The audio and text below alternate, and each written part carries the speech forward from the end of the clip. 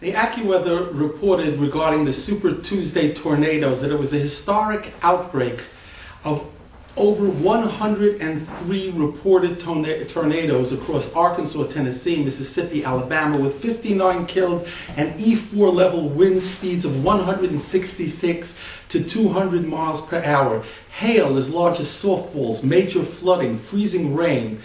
Wikipedia juxtaposes Super Tuesday and the election in 24 states, the polls having to close early, and the tornadoes. Federal disasters declared in many counties. A compress station was hit by a tornado and flames shot up to 400 to 500 feet high in the air and could be seen for 40 miles. What does this signal to us? For believers, we have to believe that this is the hand of God, as every event is the hand of God. Is God happy with us as a nation on the very day that half the states in the Union are going to elect political candidates to lead the country?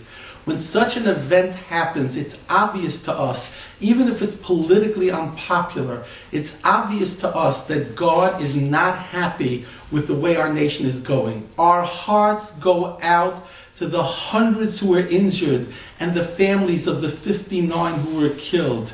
We have the greatest sympathy for them. And this doesn't necessarily mean that it reflects at all on these people.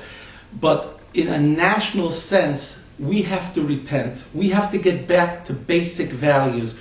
We have to understand this is the hand of God and He's signaling us something. That we have to take into account which way our country is going. And as I said in my previous videos having to do with rain in Atlanta, when I discussed the natural disasters, as long as our country is going to continue to have a moral scorched earth policy and a flood of pornography, selfish hedonism and immorality of sexual kinds, we are going to continue to see more and more natural disasters. This isn't, God forbid, a threat. This is a fact of life that has been with us from the very dawn of creation, when we read in Genesis by Noah that when men corrupted their ways, in the earth's response, if you will, the heaven and earth's response were flooding.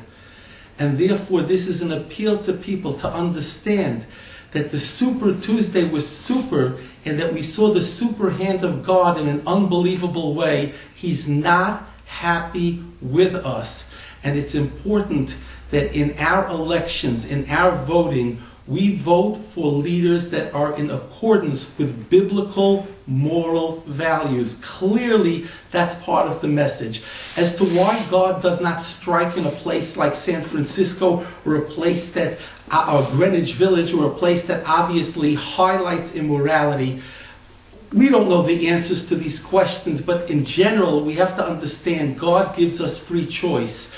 And were He to do something so obvious in one place, that might in some way take away from our free choice. It might cause people to wake up and say we have no choice but to acknowledge that immorality breeds terrible climactic responses. I don't know if that's the answer, but I do know if we're concerned about our future, our health, our relationship with God, and the future of this great country, we've got to get back to values. And one of the first places to do that is in the election of our leaders, not just nationally, but statewide, municipality-wide, locally.